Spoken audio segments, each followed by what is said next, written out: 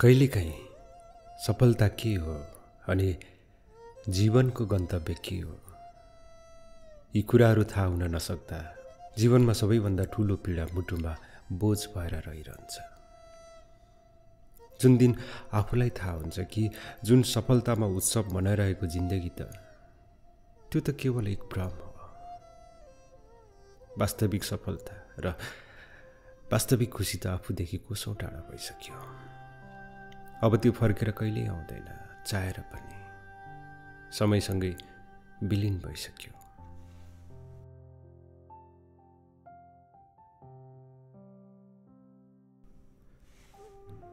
स्टेजमाथि चढ्दै गर्दा प्रशंसा र ताली बजिरहँदा पनि मेरो मन एकदम शान्त थियो। त्यो ठाउँमा पटक्कै थिएन। दर्शकहरूको आवेग उत्साह मानव सिडनीमा भुइँचालो गए जस्तो आभास हुन्थ्यो। दर्शकहरू हात हावामा पखेटा चाहिँ फिचाउँदै नाचिरहेका थिए र सँगसँगै गाना गाउँदै थिए। मसँगै मैले गाइरहेको थिएँ, ड्रमको तालमा गिटारको ट्युनमा स्टेजलाई सङ्गीतले तताउँदै थिए, दर्शकहरूलाई उफार्दै थिए। कहिले जोसमा ल्याउँथे, कहिले होसमा ल्याउँथे, कहिले सबैभन्दा राम्रो गायक बनाउँथे, कहिले सबैभन्दा राम्रो डान्सर बनाउँथे प्रत्येक दर्शकहरूलाई। मेरो यस्तै प्रस्तुति मन पराएर त नेपालबाट अस्ट्रेलिया कन्सर्टको लागि बोलाएको थियो मलाई। अडियन्सहरू सीमा बार नागेर भत्काउँलाजै गरेर उफ्रँदै थिए। रातको अन्धकारमा रङ्गी बिरङ्गी बत्तीहरू लाइटहरू फोकस भइरहेका थिए। हजारौं नेपाली दर्शकहरूले आफ्नो मोबाइलको लाइट अन गरेर तारा बनेर चम्किरहेका थिए। सबैले एउटै स्वरमा अनुज अनुज भनेर उटिङ गर्थे। त्यो क्षण अस्ट्रेलिया नै कापे जस्तो लाग्थ्यो। हुन त गाउनकै लागि त मैले पनि गाइरहेको थिएँ, तर स्वरभन्दा गहिरो कुनै मौनता मेरो मनमा बगिरहेको थियो। त्यो भिडको गर्जनभित्र पनि मेरो मन भने चन्द्रमा जस्तो शान्त थियो। उज्यालो त थियो तर निष्पट्ट अन्धकार जस्तो। म आफूले आफूलाई लुकाउँदै थिएँ त्यही अन्धकारमा। म आफूले आफूलाई बचाउँदै थिएँ। मनमा सवाल जवाफ चलिरहेको थियो। यस्तो त होइन कि आउट अफ कन्ट्री यो मेरो पहिलो प्रोग्राम हो। योभन्दा पहिले पनि म अरू थुप्रै देशहरूमा गइसकेको थिएँ, तर सिडनीमा आएको भने पहिलोपल्ट थियो। तर त्यो बेचैनी सिडनीले दिएको पक्कै होइन। मन पहिले नै टुक्रिएको थियो, छताछुल्ल भएको थियो, हराइसकेको थियो। त्यो क्षण जब अडिटोरियम छिर्दै गर्दा दुई परिचित आँखाहरू मेरो आँखासँग ठोकिए।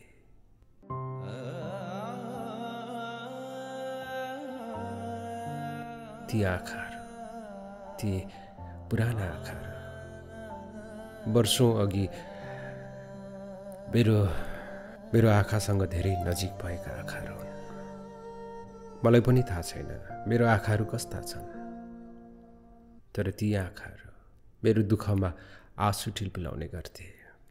ती आँखाहरू यति नजिक थिए कि मेरो गीतभन्दा नजिक, मेरो मनभन्दा नजिक। ती आँखाहरू मेरो मौनता बुझ्थे। अचम्म त के थियो भने आज पनि त्यही लय, त्यही भाव, तर फरक व्यवहार ती आँखाहरूमा। सबैजना आतुर थिए मसँग तस्बिर खिच्न, स्वागत गर्न, हात मिलाउन, तर ती आँखाहरू नजिक भएर पनि तर्किएर गए। ती आँखाहरू लोलाएका पक्कै थिए। ती आँखाहरूमा पीडा पक्कै थिए। ती आँखाहरूमा प्रश्नै प्रश्नहरू पक्कै थिए। तर पनि परपरै तर्किएर मोडिएर हेर्दा हेर्दै नजिकैको स्लाइडिङ ढोकाबाट देख्दै नदेखेको गरे चाहिँ तर्किएर गइन्। म बोल्न चाहन्थेँ तर आवाज भिडमा हरायो। मैले गाउन थालेँ तर गीतभित्र मेरो मौनता गुन्जियो। एकतर्फ हजारौं दर्शक, अर्कोतर्फ सिर्फ दुई नयन, तर पनि मेरो सम्पूर्ण मन मञ्चभन्दा पर। ती आँखा दुई नयनको भित्तामा अड्किएको थियो, नौकिन्ने गरी। मैले प्रष्ट देखेको थिएँ देखेको थिए उनले पनि मलाई देख्न साथ झुकेका थिए। उसका आँखाहरू किन यति धेरै घृणा, किन यति धेरै उपेक्षा, बेचैनीले हर बखत सताउन थाल्यो। किन हेरेँ मैले उसलाई, किन हेरेँ। एक सेकेन्ड त्यता नफर्केको भए के जान्थ्यो मेरो। कम्तीमा यो दशा हुँदैन थियो। दर्शकहरूको हातमा मोबाइलका लाइटहरू झिलमिलाउँदै गर्दा लाग्यो, अनुज तिम्रो कुनै उद्देश्य छैन, तिम्रो कुनै लक्ष्य छैन, तिमी एक मनोरञ्जनको साधन मात्र हो हाम्रो लागि। यो के भइरहेको छ मलाई? यति धेरै हतोत्साहित किन हुँदैछु? यस्ता कुराहरू सोच्न आज कहाँबाट आयो? फेरि हृदयको कुनाबाट एउटा डरलाग्दो आवाज आयो। यो तिम्रो सफलता होइन, यो तिम्रो स्वार्थको लागि पाएको देखावटी सम्मान हो। तिमीलाई के लाग्छ? जुन कुरा पाउन हदसम्म कोसिस गर्यो, जुन कुरालाई तिमी सफलता मान्थ्यौ, तर वास्तवमा तिमीले त्यही सफलता गुमाइसक्यौ। यो आडम्बर, यो देखावटी सबै खोक्रो। तिमी बाहिर मात्र सम्पन्न छौ, भित्रबाट तिमी पुरै खाली छौ, एकदम शून्य। मलाई भनभनी रिङ्गटा चलेको जस्तो आभास हुन थाल्यो।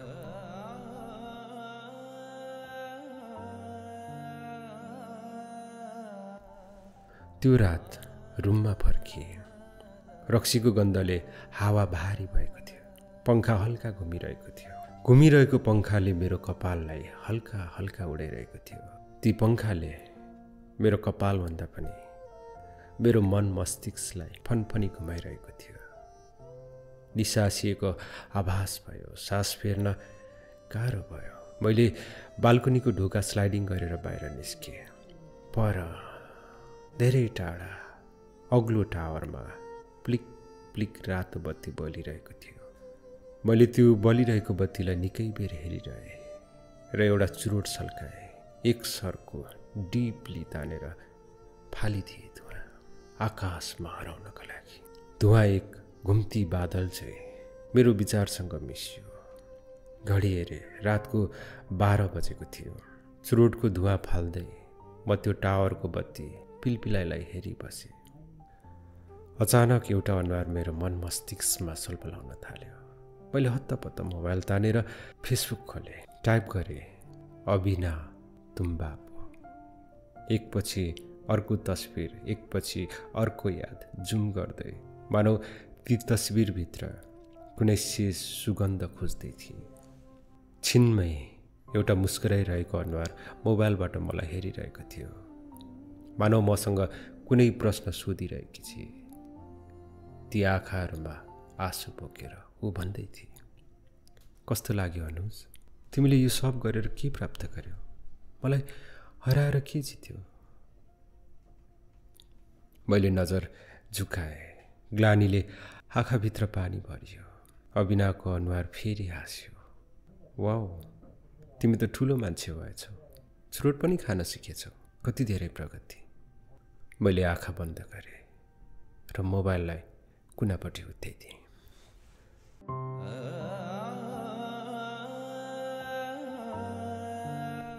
पहिलोपल्ट अभिनालाई मैले सम्झनाको घरमा भेटेको थिएँ। सम्झनाको पहाड घर धनकुटा बुढीमुरङ। म बुढीमुरङ महोत्सवमा गएको थिएँ। न धेरै ठुलो न धेरै सानो, तर सपनाहरू भने आकाशभरि फैलिएको। सङ्गीत मेरो सास थियो, मेरो आत्मा।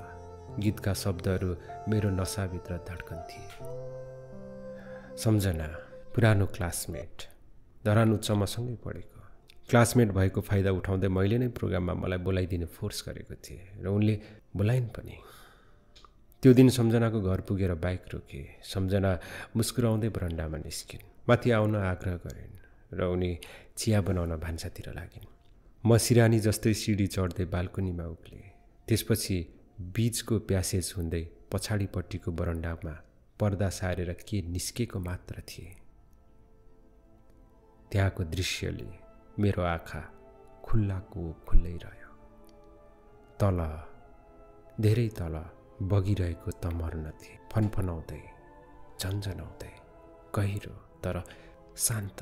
नदीलाई छेक्दै सम्हाल्दै उभिएका ठुला ठुला पहाडहरू, ती पहाडका गर्भबाट झर्दै गरेका साना साना रजतमाला जस्तै झरनाहरू। म एकछिन मन्त्रमुग्ध भएर हेर्दै बसे। बरन्डामा सजिएका गमलाहरू, गमलाभित्र झपक्कै फुलेका फुलहरू, गुलाब, सयपत्री, अरू। बरन्डामा बेरिएका फुलहरू लहरा जस्तै हल्लिँदै थिए। कुर्सीहरू बरन्डाको छेउमा थाकेको यात्री जस्तै शान्त। र म त्यो सुन्दरताभित्र हराउन खोज्दै, तर त्यही बेला मेरो सम्पूर्ण ध्यान एक स्वरूपमा गएर अडियो, एउटा आकृतिमा, एउटा उपस्थितिमा, जसले त्यो सम्पूर्ण दृश्यभन्दा ठुलो प्रभाव छोड्यो। पहिलो झलकमै केही पल मुटु धप्प रोकिए जे भयो, धड्कन मानौ छातीमा ठोकिएर फुट्ला जे भयो, सास फेर्न बिर्सा जे भयो। संसार त उही थियो, तर त्यहाँदेखि सबै कुरा एउटै उपस्थितिले खिचेको थियो। कति सुन्दर, कति अद्भुत, कति राम्री। सूर्यको पहिलो किरणहरू झिलिमिली फैलिए जस्तो छरिएका केश राशिहरू हावामा लहरिँदै थिए। उनका आँखाहरू बन्द थिए, ओठ हल्का कापिरहेको थिए, या त भनौँ गुनगुनाइरहेका थिए।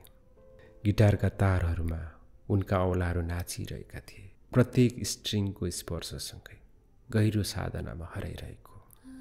खुट्टा हल्लाउँदै, तालमा ताल मिलाउँदै त्यो गुनगुनाहट न नदीको जस्तो शान्त, न झरनाको जस्तै चर्को, बीचमा कुनै मिठो सन्तुलन। त्यो स्वरूप, त्यो अरू कोही कसैको नभएर अविनाको थियो। हो, त्यहाँ अविना मन्द मन्द स्वरमा गुनगुनाउँदै थिए। त्यही बेला सम्झना त्यहाँ आइपुगेर केही भुल्न खोज्दै थिए। मैले आफ्नो औँला ओठमा राखेर शान्त रहन इसारा गरेँ। त्यो पल मेरो आँखाहरू अपलक थिए। आत्मा र सङ्गीतको मिलन कानले महसुस गर्दै थिए। म शान्त उभिरहेँ, उसलाई हेरिरहेँ, सुनिरहेँ, बस महसुस गरिरहेँ। ओ पिया ना जा,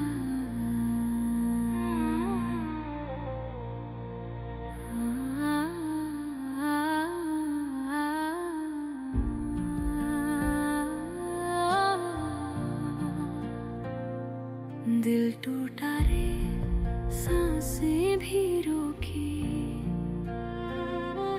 मन उदास, तन्हाई छाई।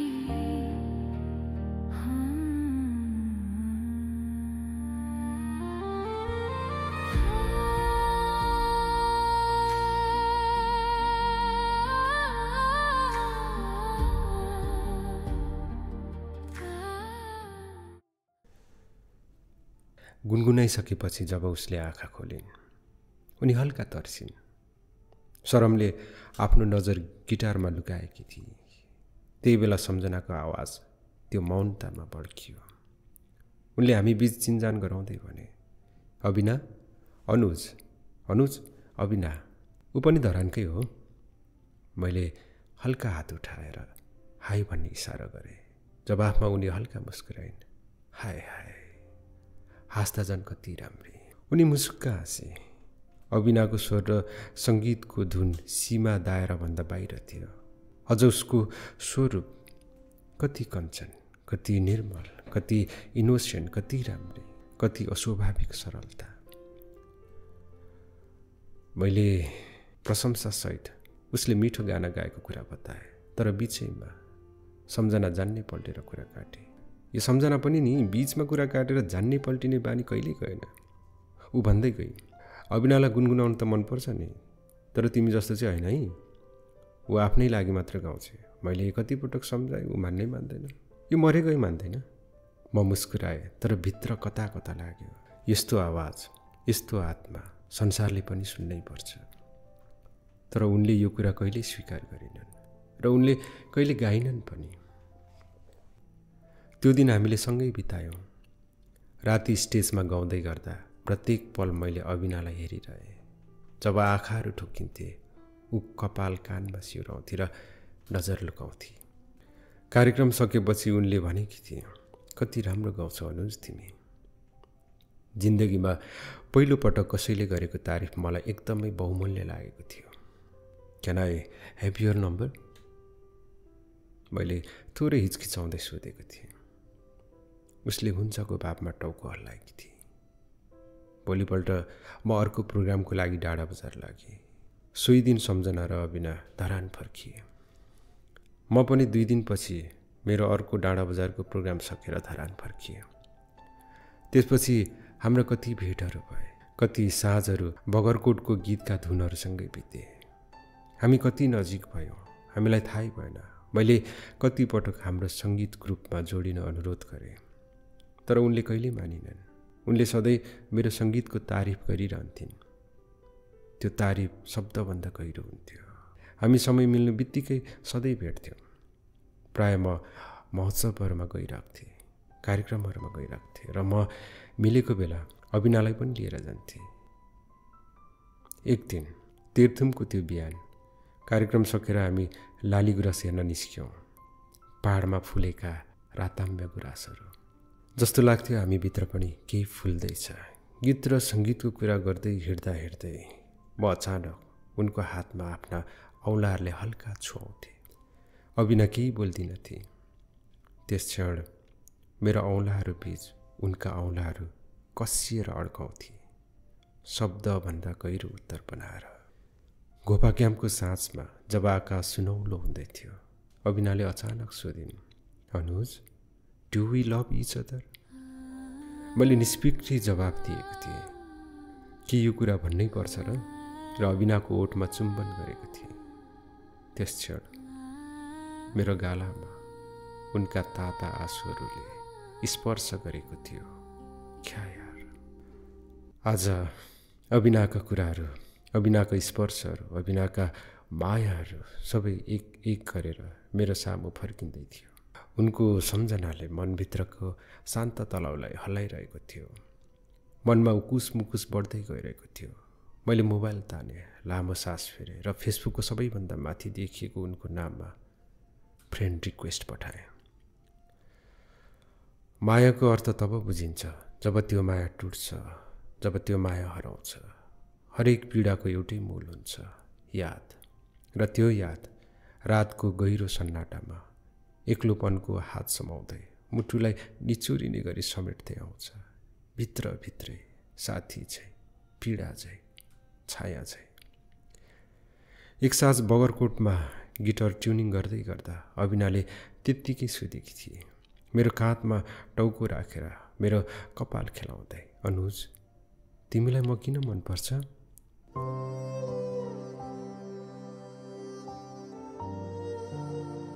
मैले उनको हात मेरो छातीमा राख्दै भनेको थिएँ, मेरो यो हृदयलाई सोध, तिमी नजिक आउँदा यो कति जोडले धड्किन्छ, अनि यो आँखालाई सोध, तिमी टाढा हुँदा कति व्याकुल हुन्छ।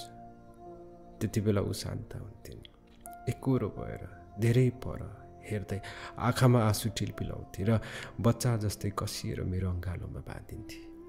यो रात मेरो जीवनकै सबैभन्दा लामो, सबैभन्दा भारी रात हो। अविनाको सम्झनाले मनको प्रत्येक कुनामा ज्वरो गाडेको थियो। आँखाले निन्द्रा बिर्सेको, मनले शान्ति हराएको। मैले घडी हेरेँ, रातको 2 बजेको थियो। सन्नाटाले सहरको आवाजै बिर्साएको थियो। टावरमा बत्ती निरन्तर प्लिक प्लिक बलिरहेको थियो। बाल्कनीको चिसो हावा। मैले बिस्तारै चुरोटको बट्टा खोलेँ, एउटा चुरोट चिकेँ र सल्काएँ। चुरोटको निलो धुवा माथि उक्लँदै आकाशको अँध्यारोमा हरायो र म फेरि खाली भएँ, एकदमै शून्य। मोबाइलको स्क्रिनमा अचानक एउटा नोटिफिकेसनको उज्यालो झल्कियो, Avina Tumbapo has accepted your friend request. मेरो हृदय एकछिन रोकिए चाहिँ भयो। यति राति, त्यो पनि 2 बजे। औँलाहरू काप्न थाले। के यो साँच्चै हो कि केवल मेरो मनको भ्रम, या कुनै सपना हो जुन उज्यालो हराएपछि म फेरि त्यही रातको अँध्यारोमा हराउनेछु। मैले फेरि स्क्रिन हेरेँ, त्यो उज्यालो अझै थियो। अविनाको नाम अझै त्यहीँ झल्किरहेको। उसलाई अनलाइन देखेपछि मैले हतार हतार मेसेन्जर खोलेँ। औँलाहरू काप्दै थिए। मस्तिष्कमा शब्दहरूको भिड उम्लिरहेको थियो। के लेखौँ, के भनौँ? यति वर्षपछि यति टाढा आएर यो मनले बोकेको बोझलाई कसरी शब्दमा उतारौँ? मैले टाइप गर्न थालेँ, अविना, तिमी ठिक छौ?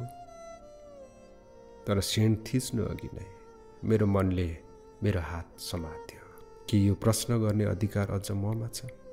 ऊ ठिक छ वा छैन जान्ने हक अझै राख्छु र म? आत्मग्लानीको तुफानले भित्रभित्रै मलाई समुद्रमा डुबायो। मैले एकहोरो स्क्रिनमा अविनाको नाम निहालिरहेँ र सोचिरहेँ, यति नजिक भएर पनि कति टाढा भइसक्यौँ हामी। मैले पुनः एउटा चुरोट सल्काएँ र मोबाइललाई कुनामा फ्याँकिदिएँ र पुनः ती पर धेरै पर टावरको प्लिक प्लिक बत्ती हेर्न थालेँ। एकहोरो मैले फोन तानेँ फेरि पनि र अविनाको प्रोफाइलमा गएँ। उनको तस्विरहरूमा त्यही पुरानो मुस्कान थियो, तर आँखाहरूमा कुनै गहिरो उदासी लुकेको जस्तो लाग्यो। र अन्ततः मैले मेसेज पठाउने हिम्मत गरेँ, अविना मलाई माफ गर, मलाई तिमीसँग कुरा गर्नु छ, के हामी भेट्न सक्छौँ? मैले आँखा बन्द गरेँ र सेन्ड बटन थिचेँ। तर मेरो म्यासेज डेलिभरी हुनु बित्तिकै अहिलेसम्म अनलाइन भएकी अविना क्षणमै अफलाइन भई। मेरो शरीर काँप्न थाल्यो। ऊ किन जवाब दिन्थे, किन भेट्थिन् र मलाई? बीच बाटोमा छोडेर गएको त मैले थिएँ, उसले होइन। मैले उसको बारेमा कहिल्यै सोचिनँ, केवल आफ्नो सपना र भविष्यको पहाडहरू चढ्ने सोचमा डुबेँ। साथीहरूको हल्ला सुने, उसको नीरव विश्वास सुन्न सकिनँ। उसको मान मर्यादाको अपेक्षा गरेको थिएँ। ऊ त खालि मेरो साथ चाहन्थे, केवल एउटा साथ। त्यो बाहेक उसको आँखामा मैले कहिल्यै कुनै सपना देखिनँ। बाटो मैले नै बिराएँ, अरूको कुरा सुनेर, अरूलाई नै विश्वास गरेर र अन्ततः अरूकै भरोसा भएर उसकै भरोसा तोडिदिएँ।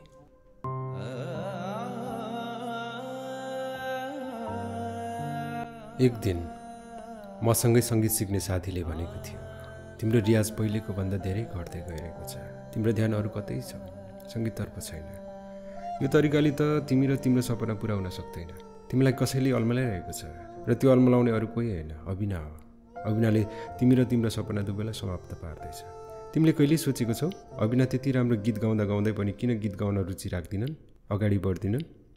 किनकि ऊ साधारण जीवन चाहन्छे र साथसाथै ऊ आफ्नो जीवनसाथी पनि एउटा साधारण व्यक्ति भएको हेर्न चाहन्छे, कुनै सेलिब्रिटी होइन। हेर्दै जाऊ, केही दिन पछाडि तिमीलाई विवाहको प्रस्ताव राख्छे र तिमीलाई घरायसी जिन्दगीमा फसाउँछे।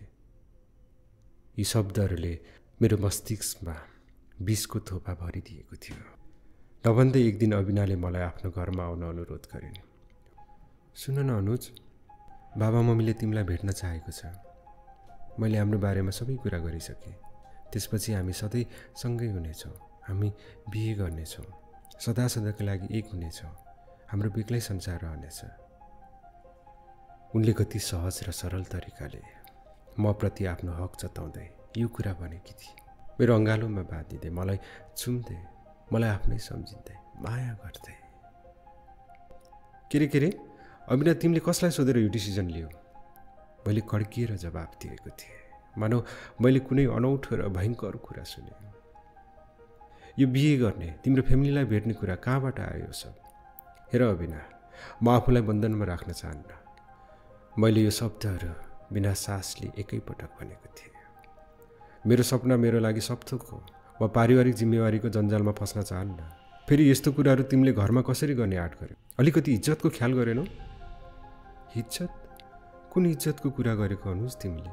हरेक रात अबेरसम्म तिमीसँग बस्छु, टाढा टाढा प्रोग्रामहरूमा तिमीसँग एउटै ओछ्यान सेयर गर्छु। जुन सीमाभित्र रहेर मलाई कसैले छुन सक्दैन तिमीले छुन्छौ। बाबा मम्मीले प्रश्न गर्नुहुन्छ, फेरि त्यही बाबा मम्मीलाई आफन्तहरूले, छिमेकीहरूले प्रश्न गर्छन्। उहाँहरूको इज्जत छैन र उहाँले के जवाफ दिने र म के जवाफ दिउँ? उहाँहरूलाई हाम्रो बारेमा सबै थाहा छ। एकपटक तिमीले कुरा त गरिदेऊ, विवाह अहिले गर्नुपर्छ भन्ने पनि छैन।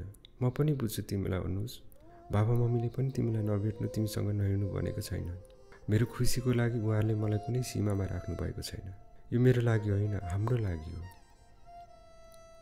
कति मजाले, कति समझदार सहित सम्झाएकी थियो उसले मलाई। हाम्रो सम्बन्धलाई जोगाउन, हाम्रो सम्बन्धलाई निरन्तरता दिन कतिसम्म सहेकी थिए उनले। तर म के भएको? उल्टे, सो वाट, इट्स कमन। अहिलेको जमानामा living together, boyfriend girlfriend, bed sharing चलिरहन्छ, इट्स नर्मल। हाम्रो मात्र होइन, सबैको हुन्छ। तर ती सबैलाई त ठिकै छ, मैले मात्र तिम्रो फ्यामिलीलाई किन भेट्नुपर्ने? I'm so sorry Abhina, I can't do this. म आफै सुन्न सक्थेँ त्यो बेला। मेरो शब्दहरूले उसको आत्मा कसरी चिरिरहेको थियो, के भएको थियो त्यतिखेर मलाई। किन बोल्दा बोल्दै मेरो मुख च्यातिएर गएन? किन यति भन्नुभन्दा अगाडि म मरेर गएँ? कति नीच भएको थिएँ, यति धेरै स्वार्थी म कसरी बने? यति हुँदाहुँदै पनि अभिनाको समझदारी बाँकी थियो। ऊ अझै सम्झाइरहेकी थिए, शान्त स्वरमा, काप्दै, आँखा भरि आँसु बोकेर। ऊ भन्दै थिए, तर तिमीले मलाई देखाएको सपना के त्यो झुट थियो अनुज? कि त्यो आश्वासन मात्र थियो? उनी थरथर काप्दै, अड्किँदै बोल्दै थिए। गलाभरि काजल लटपतिँदै आँसुहरू बगिरहेको थियो। मैले ती आँसुहरू देखेको थिएँ, तर देखेर पनि नदेखिए चाहिँ गरेँ। त्यतिखेर मैले जसरी प्याकेटबाट चुइगम झिकिन्छ, चपाइन्छ र त्यसको रस सकेपछि कागजमा बेरेर फ्याँकिन्छ, मैले पनि अभिनाको साथ त्यस्तै गरेको थिएँ। भोलिपल्ट म आफ्नो सपना साकार पार्न म काठमाडौँतिर लागेको थिएँ। अभिनाले रोक्न हजारौँ कोसिस गरिन्, फोन गरिन्, म्यासेज पठाइन्, रोइन्, बिम्ती गरिन्, तर म कठोर ढुङ्गा बनेर अघि बढेँ। उनको रुवाई, उनको आँसु, उनको मौन वेदना मैले सबै व्यवस्था गरेको थिएँ। बरु उल्टै मैले उसलाई फोन म्यासेज गर्न छाडेको थिएँ।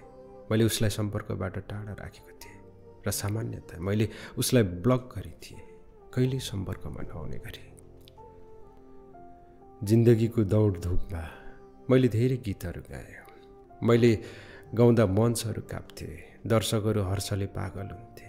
थुप्रै देश विदेशको मेरो गीतहरू रेडियो र टेलिभिजनमा गुन्जिन्थे। समाचार पत्रले मेरो नाममा प्रशंसा लेख्थे। हजारौँ मानिसहरू मसँग सेल्फी खिच्न तछाड मछाड गर्छन्। सयौँ युवतीहरू मेरो आसपास मुस्कुराउँछन्।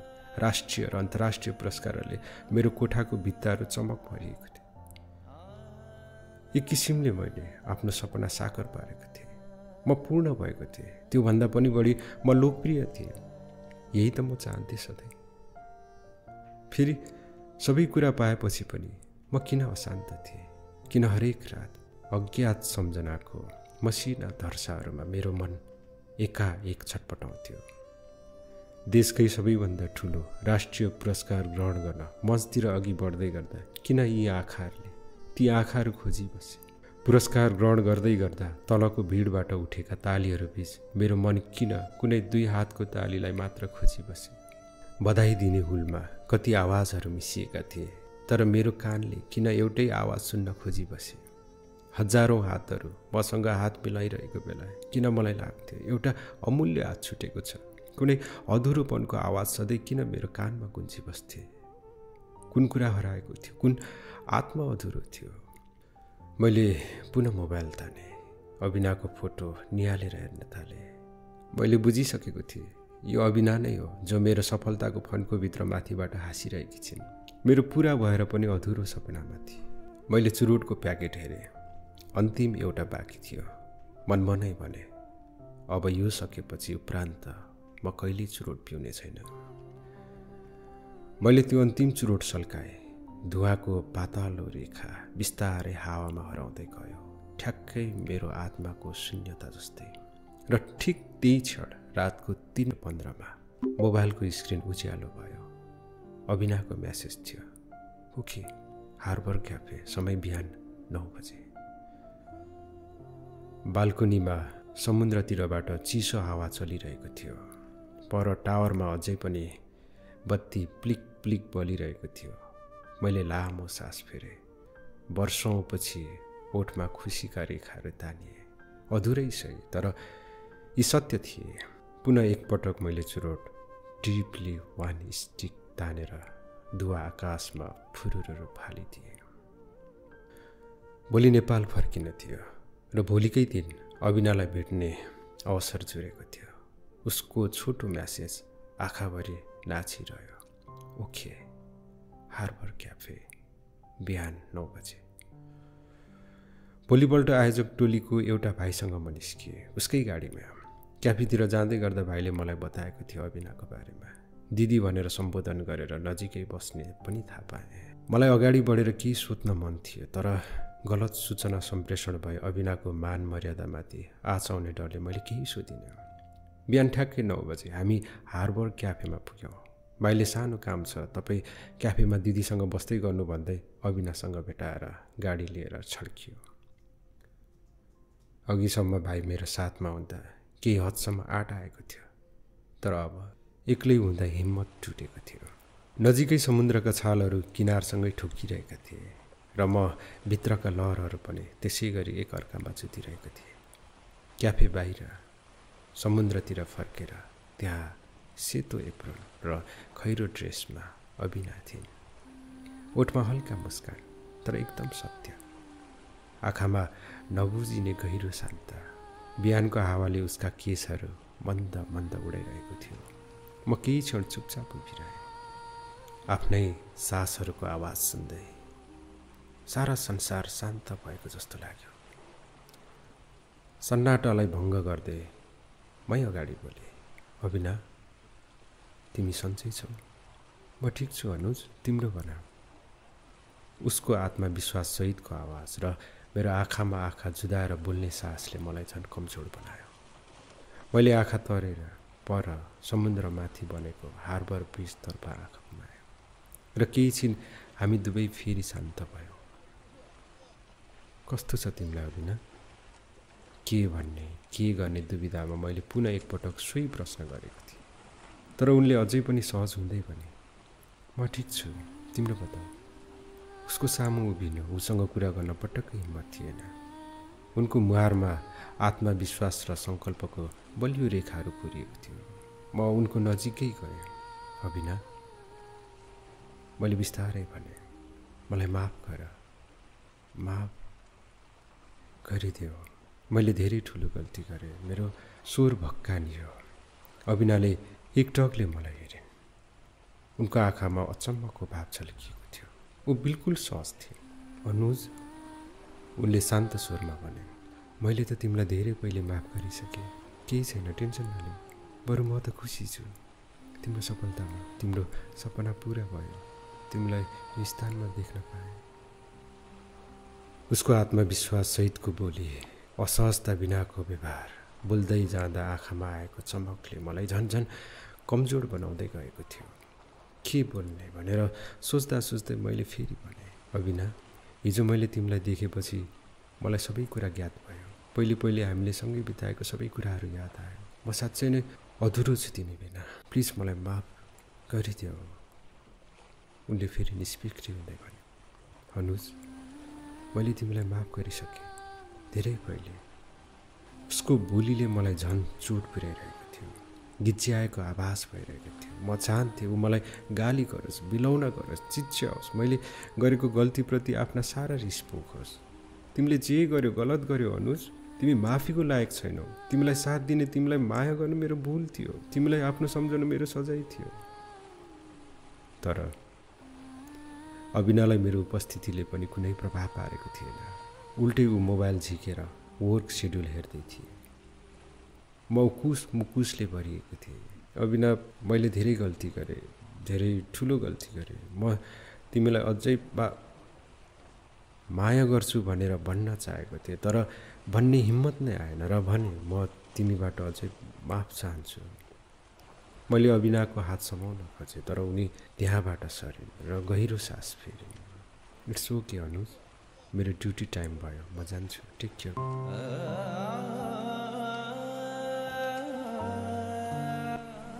त्यसपछि ऊ क्याफेतिर लागिन्। ढोकाबाट भित्र नसिरिन्जेल मैले उसलाई हेरिरहेँ र म त्यही निशब्द लाचार बनेर उभिरहेँ। समुद्रको लहरले मेरो मनको पीडालाई थप गहिरो बनाउँदै गयो। त्यसपछि न मैले खाना खाएँ, न कसैसँग केही बोलेँ। म एक शब्द नबोली होटलबाट ब्याग झिकेर पुनः एयरपोर्टतर्फ आयोजक भाइसँगै गाडीमा गएँ। बाटोभरि अबदेखि गाना गाउन छोडिदिन्छु भन्ने सङ्कल्प गरेँ। लाग्यो, आखिर कसको लागि गाउनु, कुन भावमा डुबेर गाउनु, किन गाउनु? मैले आफूलाई ठुलो अपराधी चाहिँ मानिरहेँ। साँझ 5 बजे बोर्डिङ टाइम भयो। आयोजक भाइ मेरो पछि मेरो ब्याग सम्हालिरहेको थियो। मेरो मन अविनाको वरिपरि घुमिरह्यो। सायद यही नै हो मेरो लागि सजाय। उसले जे गरे ठिक गरे, मलाई यही भोग्नु थियो। वरदान स्वरूप पाएको मायालाई मैले लत्याइ थिएँ। साँझ बगरकोटतिर टहल्दै गर्दा मेरो हात पक्रेर उनले भनेको कुराहरू एकाएक याद आउन थाल्यो। विगतमा उसको सम्झनाहरूले जति सताउँथ्यो आज त्यो थामी नसक्ने गरी सहनै नसक्ने गरी झन्झन बढ्दै गयो। म अब साँच्चै गीत गाउनै छोडिदिन्छु। म अब कतै जान्न, केही पनि गर्दिनँ। यो मेरो लागि उत्तम सजाय हुनेछ। अचानक त्यही बेला मोबाइलमा म्यासेजको भाइब्रेसन भयो। म्यासेज अविनाको थियो, लेखिएको थियो, अनुज तिमीले त मलाई देखेपछि मात्र याद गर्यौ, तर मसँग कुनै त्यस्तो समय छैन जहाँ तिम्रो याद नगरेको हो।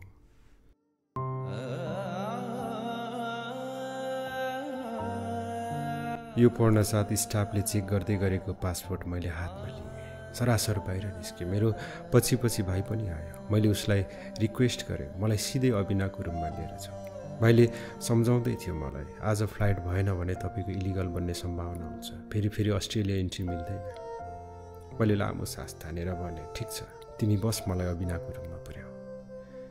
त्यस पछाडि जति सक्दो चाँडो मैले त्यो भाइलाई गाडी हुइकाउन लगाएँ। Standard town, room number 908। त्यो टाउन प्लानिङमा पुग्नु बित्तिकै मैले हतार लिफ्ट चढ्यो। लिफ्ट हुँदै म 908 को ढोका अगाडि पुगेँ र बेल बजाउन के खोजेको थिएँ त्योभन्दा पहिले ढोका खोलियो। लाग्यो नदीको पर्खाइमा सागर भए चाहिँ ऊ मेरो पर्खाइमा थिए। मेरो अगाडि फुस्रो कपाल, रुँदा रुँदा थाकेका आँखा, फुस्रो ओठ, लचकिएको काँध। एकैछिन अगाडि देखिएको अविना र अहिले देखिएको अविना धेरै फरक थिए। मेरो मन भक्कानिएर आयो। यो के गरेँ मैले? मन थाम्नै नसकेर अविनालाई मैले गर्लम अँगालो पाल्थेँ। जताततै चुम्न थालेँ। उसका गालाहरूमा मेरो चुम्बनहरू अनियन्त्रित रूपमा अविरल बढ्छियो। लाग्यो मेरो पुनर्जन्म भयो, बाँच्ने आधार मिल्यो। ऊ रुन थाले, म पनि रुँदै गएँ। एकअर्कालाई कसेर अँगालोमा बाँधेर बस रोइरह्यो।